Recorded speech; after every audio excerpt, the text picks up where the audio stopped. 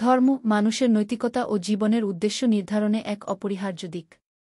তবে কখনো কখনো এই ধর্মই হয়ে ওঠে বিভাজন, সহিংসতা এবং ক্ষতির কারণ। কিন্তু প্রশ্ন হল, আসলেই ধর্ম ক্ষতিকারক নাকি এর অপব্যবহার?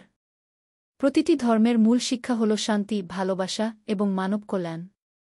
ইসলামে দয়া, খ্রিস্টধর্মে ক্ষমা, হিন্দু ধর্মে সহিষ্ণুতা এবং বৌদ্ধ ধর্মে অহিংসার শিক্ষা দেওয়া হয়েছে।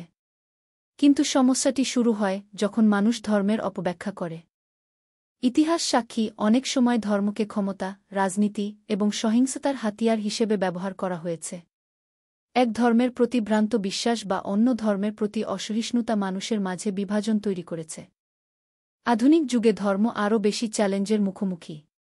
ধর্মীয় উগ্রবাদ, কুসংস্কার এবং বিভাজন সমাজে অশান্তি তৈরি করতে পারে।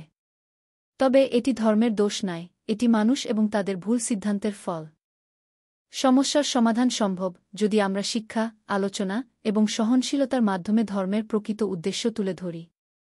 অন্যের ধর্মকে সম্মান করা, মতপার্থক্যকে গ্রহণ করা এবং মানবতার উপর জোর দেওয়া, এসবই হতে পারে সমাধানের পথ। ধর্ম নিজে কখনো ক্ষতিকারক নয়, কিন্তু এর ভুল ব্যাখ্যা ও অপব্যবহার মানুষের জন্য ক্ষতিকারক হতে পারে।